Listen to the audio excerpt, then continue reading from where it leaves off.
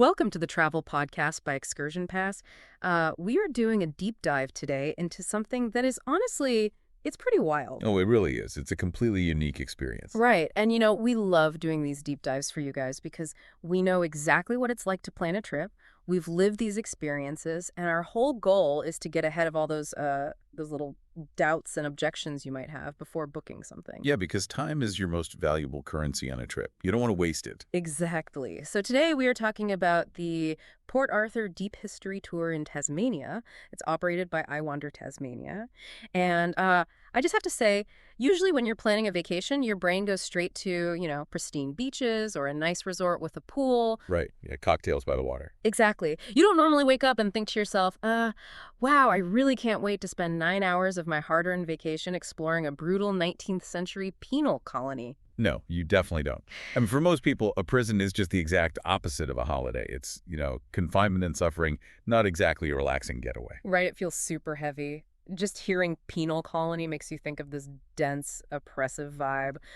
But when you look at Tasmania, going to a former convict settlement isn't just some weird niche thing. It is the main event. It really is. And we wanted to unpack this specific I Wander Tasmania tour because, well, we know your objections. When you hear full-day group tour to a historical site, you instantly panic. Oh, total panic. You picture yourself being herded onto this massive, soulless 50-seater coach. Yep, trapped with 50 strangers while a guide just drones on about dry dates and treaties into a broken microphone. It's the absolute worst-case scenario. But we are going to tell you exactly why this tour shatters that stereotype. We've got traveler reviews, historical notes, the whole logistical setup. And we want to see if the fact that this tour is guided by actual descendants of the convicts themselves. Which is such a crazy detail, by the way. It really is. We're going to see if that angle transforms this from a boring shuttle ride into something you absolutely cannot miss. Spoiler alert, it does. Yeah, it really does. And by the end of this deep dive, you're going to know exactly why a gourmet bakery item and a really terrifying geological formation called the Devil's Kitchen are somehow totally essential parts of understanding a 19th century prison. Which sounds completely contradictory, I know. Right. But let's just get straight into the logistics of the morning because, honestly, looking at the itinerary, the pacing confused me at first. How so? Well, okay, they pick you up in central Hobart right around 7:30 to 7:50 in the morning. Nice and early. Yeah, early start. But then the very first stop of this dark, heavy history tour is a place called Richmond. And from all the reviews, Richmond is this incredibly gorgeous, picturesque colonial village. Oh, it's beautiful. Cobblestone streets, the whole 9 yards. Right. And everyone in the reviews is absolutely obsessing over the fact that the tour stops at a place literally just called the Bakery to get a curried scallop pie. The curried scallop pie is legendary, yeah. Which sounds amazing, but wait. We are dedicating our day to a brutal prison, and we're kicking it off with charming villages and gourmet seafood pastries. Yeah. I mean, isn't that just massive tonal whiplash? It feels almost tone deaf. It totally sounds like whiplash on paper. I completely get why you'd think that. Like a bakery stop before a prison tour, it sounds ridiculous. Yeah, like they just needed a place for breakfast. But actually, it is a masterclass in, psychological framing. Yeah. You really have to understand what Van Diemen's Land, which is the old name for Tasmania, what it was really like back then. Richmond represents the highly successful free colonial settlement. Oh, I see. So they are intentionally showing you the postcard version of the history first. Exactly. Because you have to ask, how did a place like Richmond get so wealthy and picturesque in the 1800s? That prosperity was built in a massive way by the forced labor of the convicts. Wow. Okay, that shifts the perspective completely. Right. So walking through this beautiful village establishes a baseline for you. You're seeing what normal, free life looked like. The success, the money, the comfortable infrastructure. And then they pull the rug out from under you. Precisely. Because when you finally drive down to the penal colony later, the contrast is just staggering. You realize what the convicts were excluded from. Right, because if you just drove straight from your hotel to the prison, you're only seeing the misery in a vacuum. Exactly. The prison just becomes an isolated, bad place. But by seeing Richmond first, you realize the prison was this dark engine powering all that colonial beauty. Man, that is smart. It's like a movie director showing you this bright, sunlit city and then dragging you down into the grimy engine room that keeps the lights on. Exactly that. And, on a purely practical level, it's a 9-hour tour. If you're going to spend the afternoon walking through ruins, dealing with heavy emotional stuff, you physically need a full stomach. That is very true. You cannot process historical trauma on an empty stomach. No, you really can't. Morale is a real factor. And this is where the group size makes such a big difference, too. They capped this tour at a max of 11 to 20 people. Which instantly solves that whole herded, like, cattle fear we were talking about. Exactly. When you're in a group of, like, 14 people, and you all sit down together at a bakery in a small town to eat a scallop pie. You actually talk to each other. Right. You build this subtle camaraderie. It feels like a shared expedition, not a mass transit bus route. And you're going to need that social cohesion when things get heavier later in the day. That makes so much sense. It creates a safe space to process everything with these people. So, okay, you finish your scallop pie in Richmond, and you head out toward the Tasman Peninsula. And looking at the map, the environment just drastically shifts. Oh, it gets wild really fast. Yeah, they take you along the coast to see all these natural landmarks. There's Pirates Bay, the tessellated pavement, the Tasman Arch, the Blowhole, and then the Devil's Kitchen. Which a lot of reviewers actually say was the highlight of their whole trip. I read that too. But again, if I'm a traveler looking at the booking page, I might genuinely think, why are we looking at rocks for 2 hours? Right, like, I paid for a prison tour. Take me to the prison. Exactly. It feels like they're just padding out the 9 hours to justify the day trip. I mean, the rocks look like Mother Nature decided to build her own Gothic cathedral just to intimidate people. Well, that's exactly why they stopped there. That landscape is doing a huge amount of the heavy lifting for the history. It's incredibly easy to dismiss it as padding, but the British Empire didn't just throw a dart at a map and say, let's build a prison at Port Arthur. So it was strategic. Highly strategic. The geography itself was the primary mechanism of the prison. The landscape was the wall. Wow. Okay, the landscape was the wall. Yeah, it was this inescapable fortress made by nature. Take the tessellated pavement, for example. Right, I've seen pictures. It looks exactly like a giant tiled floor right on the ocean, but it's totally natural. It looks man-made and beautiful, but to think about it practically, you have this massive expanse of flat rock getting pounded by freezing, violent ocean swells. And then you move on to the Tasman Arch and the Devil's Kitchen. These are sheer, terrifying cliff drops. Yeah, just plunging straight down into churning water. Exactly. When you stand at the edge of the Devil's Kitchen and look down into that abyss, you are feeling the exact psychological deterrent the convicts felt every single day. Oh, wow. That is brilliant. It's not just a pretty photo op. Not at all. It's like, if you somehow manage to break out of your cell at Port Arthur, where are you even going to go? You hit this violent ocean and these jagged cliffs that give you zero chance of survival. Exactly. And when you're there, experiencing it, feeling that freezing wind, hearing the roar of the blowhole, it takes all the abstract history and makes it violently real. It's not just something you read in a textbook anymore. Exactly. By the time the bus actually pulls up to the Port Arthur historic site, the guide doesn't even need to tell you how isolated the convicts were. You feel it in your bones. You've literally walked the outer walls of the prison before seeing a single brick. That is such a cool way to set the mood.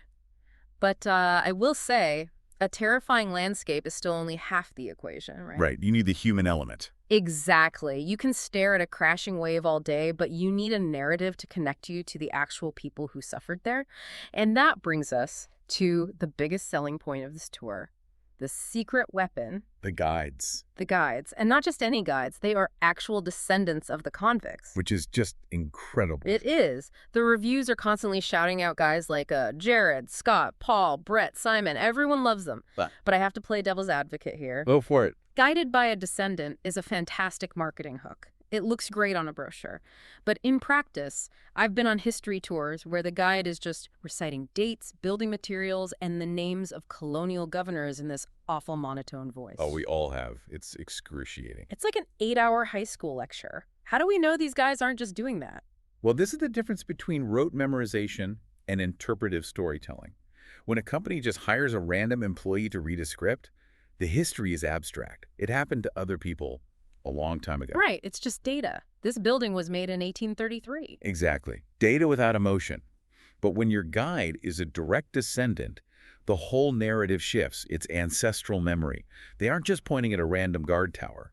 They're pointing at the exact spot where their own family suffered, where they were punished, and where they ultimately survived. Oh, man. That changes everything. It makes it so immediate. It really does. It takes sterile facts and turns them into a deeply personal inheritance. You aren't just a tourist looking at an old building anymore.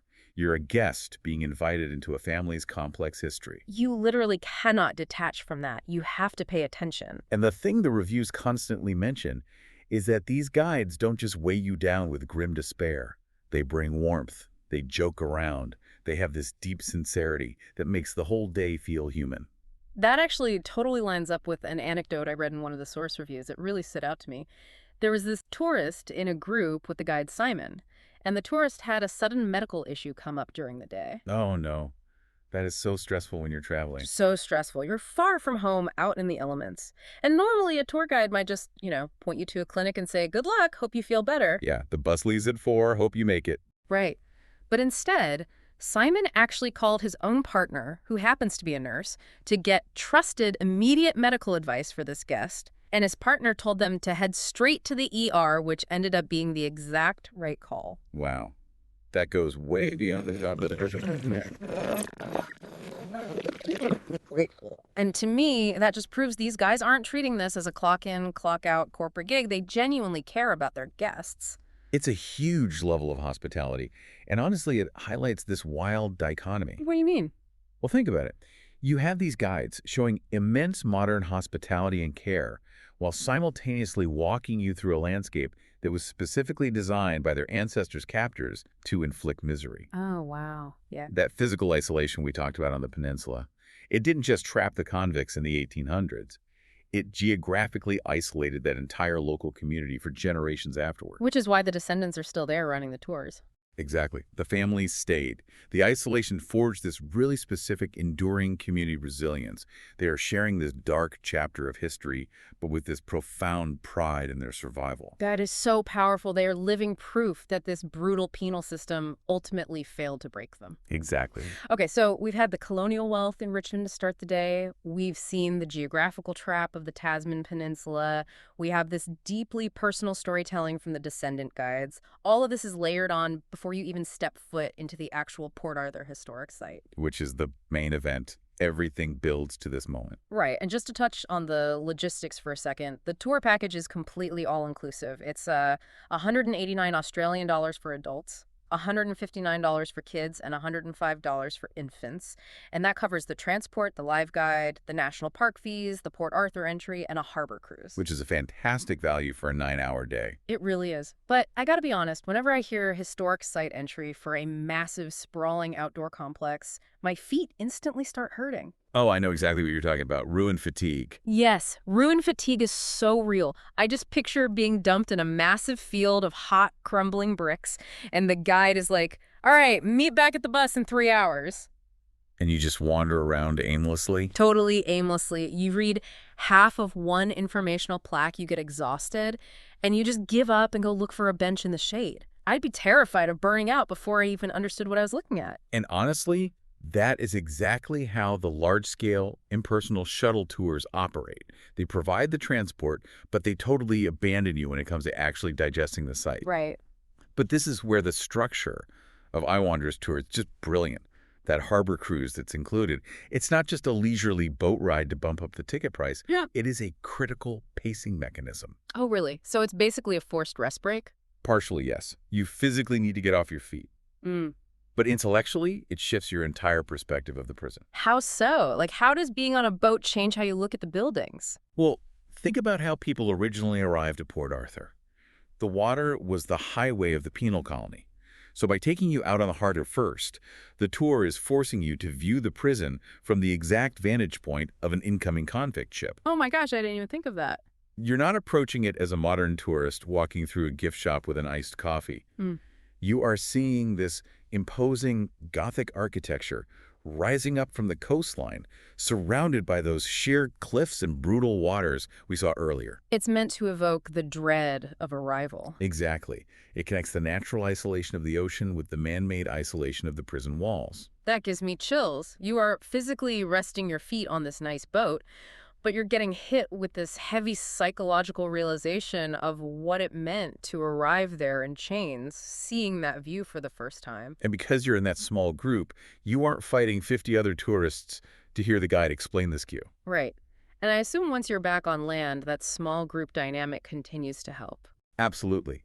The guide's ancestral knowledge becomes indispensable on land. They curate the space for you. They don't let you wander into ruin fatigue. They navigate you straight to the most significant structures. They explain the mechanisms of daily convict life. And they make sure you grasp the scale of it without making you physically inspect every single stone. They are basically editing the physical experience in real time. Exactly. It replaces passive consumption of history with active, empathetic engagement. That is amazing. It really goes to show that a historical tour can be emotionally heavy without being physically exhausting, as long as it has a clear narrative. Every single piece of this, the scallop pie, the cliffs, the descendant guides, the boat ride, it all serves a very specific purpose. It's incredibly rare to find a tour that weaves all those threads together so seamlessly. It really is. It shatters the whole stereotype of the boring tourist shuttle.